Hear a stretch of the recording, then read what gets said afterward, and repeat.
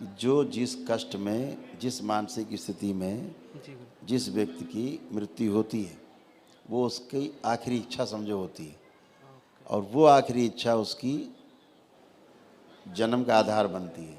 Okay वो आखिरी इच्छा हमेशा आगे रहती है। अगर कष्टों में रहा है तो कष्ट, ओके दुखी रहा है तो दुख, ओके रोगी रहा है तो रोग, रोग जी वो स्मृति हमेशा आगे रहेगी। और जब उस पितृ की स्मृति आप में आएगी, आप बिल्कुल डिट्टो वैसे ही हो जाओगे धीरे धीरे। समझ गए गुरु।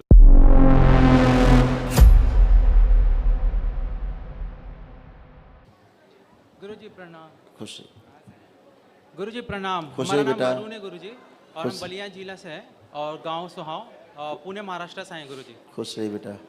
और गुरु जी हमारे हवन पुण्य में 6 सदस्य हैं, पूरा परिवार आए हैं गुरु जी, पूरा परिवार आए हैं गुरु जी।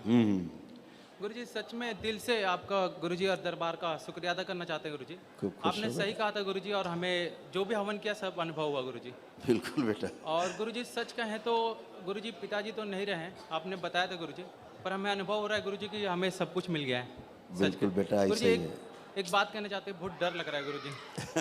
पता नहीं क्यों। आंखें बंद करो। दरबार से भय समाप्त किया जाए। जो पितरों की स्मृति भय की नष्ट कर दी जाए, सेवकाओं को खिला दिया, भय मुक्त किया जाए, कंपन नष्ट किया जाए। 3 बार बोलिए ओम नमः शिवाय। ओम नमः शिवाय, ओम नमः शिवाय, ओम नमः शिवाय। बैलेंस। आँख खोल लीजिए, बंधन कर लीजिए 3। ओम नमः शिवाय, ओम नमः शिवाय, ओम नमः शिवाय। अब तो नहीं लग रहा भय? नहीं सर। खुश रहिए। जी गुरु प्रसन्न जी, रहिए। यहाँ पे अब तो सब ठीक हो गया गुरु जी। गुरु जी बस एक चीज़ समझना चाहते थे गुरु जी, और बोलिए। समझ नहीं पा रहे हैं। बोलिए बोलिए। गुरु जी जैसे दरबार आए थे पहली बार, तो आपने बताया कि पिताजी को पितरों ने ले गए। हाँ। तो गुरु जी जैसे हम समझ नहीं पा रहे हैं कि पिताजी ने तो अभी आज तक कभी किसी का कुछ लिया नहीं, दिया नहीं, इतने अच्छे व्यक्ति थे, फिर वो पितर क्यों लेके गए गुरु जी, समझ में नहीं आ रहा। बेटा लंबी कथा है। गुरु जी सच में। लंबी कथा है ना। वीडियो हमारे देखा करो, उसमें सब है। जी गुरु जी। जो जैसे होता है हमने सब बोला हुआ है बहुत जगह। अब इसके लिए समय आज नहीं है, इतना ही समझ लो कि जो जिस कष्ट में, जिस मानसिक स्थिति में जी गुरु। जिस व्यक्ति की मृत्यु होती है, वो उसकी आखिरी इच्छा समझो होती है, और वो आखिरी इच्छा उसकी जन्म का आधार बनती है। ओके वो आखिरी इच्छा हमेशा आगे रहती है। अगर कष्टों में रहा है तो कष्ट, ओके दुखी रहा है तो दुख, ओके रोगी रहा है तो रोग, रोग। वो स्मृति हमेशा आगे रहेगी। और जब उस पितृ की स्मृति आप में आएगी, आप बिल्कुल डिट्टो वैसे ही हो जाओगे धीरे धीरे। समझ गए गुरु जी। ठीक। और फिर वैसे रोग बनेंगे, वैसे कष्ट बनेंगे। पितृ चाहे न चाहे, ये एक प्राकृतिक प्रक्रिया है, जी गुरु जी। और आदमी की मृत्यु हो जाती है। जी। और एक गुरु जी बस बताना चाहते हैं, वो समझ जाएंगे तो हम समझ जाएंगे गुरु जी। गुरु जी जब पिताजी हॉस्पिटल में एडमिट हुए तो गुरु जी मतलब अचानक से हमारे रात में सोए थे, 3 बजे गुरु जी हमें ऐसा प्रकाश जैसा दिखा, और उसमें 3 डॉक्टर लोग पिताजी का ऐसे ऑक्सीजन लगा रहे थे, और हमने भाग के गए तो गुरु जी सच में वैसा हो रहा था। और गुरु जी जिस दिन पिताजी का मतलब ये हुआ तो बादल गरजे और बहुत बारिश हुआ, गर्मी का सीज़न था गुरु जी। और उसी ने पता नहीं उस दिन पहली बार हमें ऐसा हुआ गुरु जी, हमने कहा कि बहुत लोग हैं, मैं नहीं बचा पाऊंगा।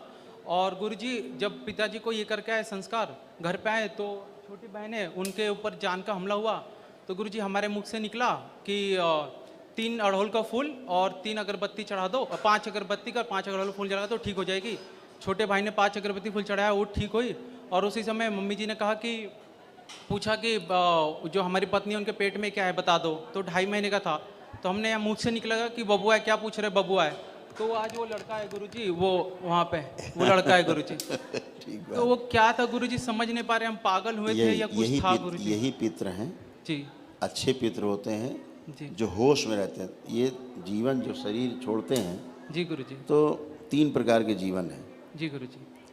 एक जीवन वो है जो बेहोशी में है, कोमा में मरे लोग हैं। ओके गुरुजी। कोमा में थे, मर गए, वो कोमा में ही रहते हैं। उन्हें ये नहीं पता कहाँ थे, कौन थे, क्या है, कुछ नहीं पता। जी गुरुजी। ठीक है।